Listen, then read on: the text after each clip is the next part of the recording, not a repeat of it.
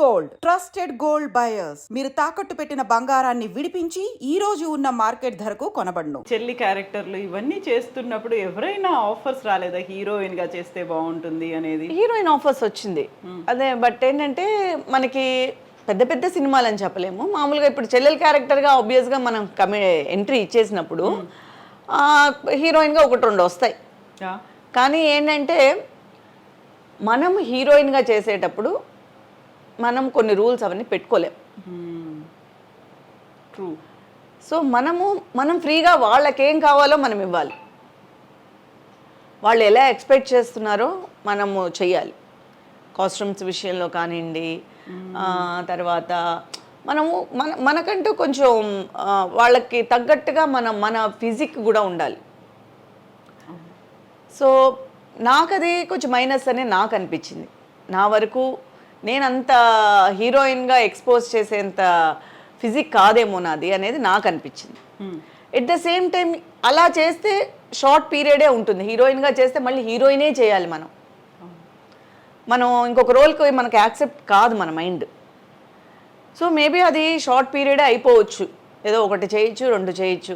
లాంగ్గా పెద్ద హీరోయిన్ అయిపోతాము అనేది మనం చెప్పలేం. ఇద్దరు మనం టోటల్గా భారతీరాజా గారి ఫిలిమ్స్ మాకన్నా ముందు జనరేషన్ చూడండి, అలాంటి వాళ్ళకి అప్పుడు అది కలిసి వచ్చింది.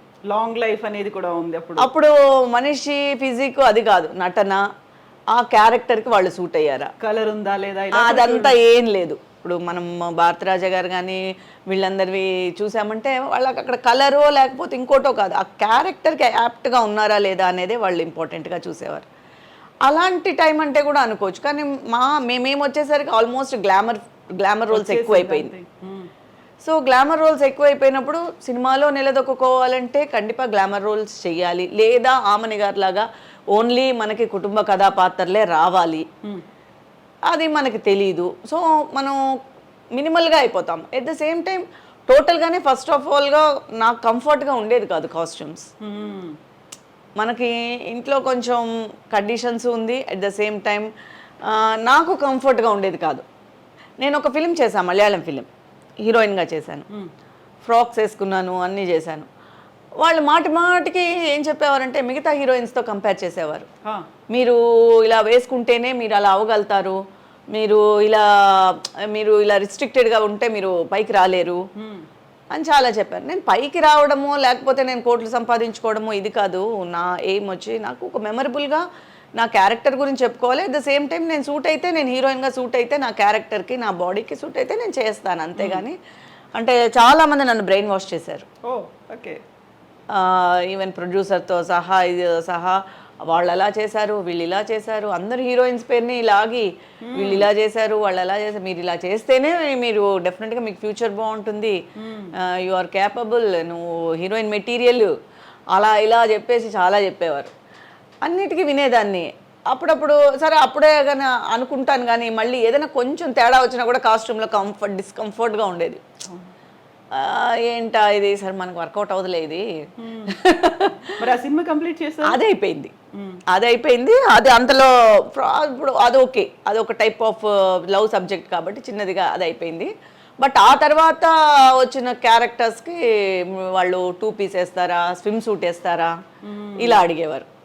ఇది మనకు వర్కౌట్ అవ్వదు అని చెప్పి హీరోయిన్ని మనం అసలు ఫస్ట్ ఆఫ్ ఆల్ మీకు first A type of costumes వేయాలి అంటే అక్కడే వెళ్ళిపోయేది, రిజెక్ట్ అయిపోయాయి. అక్కడే ఓకే బాయ్ అని చెప్పేసేవాళ్ళు, లేదులేండి ఐఎమ్ నాట్ ఇంట్రెస్టెడ్ అని చెప్పేసేవాళ్ళు. స్టోరీలు ఇవన్నీ వినకపోయేవాళ్ళు అసలు. ఫస్ట్ కాస్ట్యూమ్స్ స్టోరీ ఏంటంటే మనం విలేజ్ రోలు లేకపోతే హోమ్లీ అంటే మనం సూట్ అవుతాం. సైకలాజికల్గా అది మైండ్లో పడిపోయింది.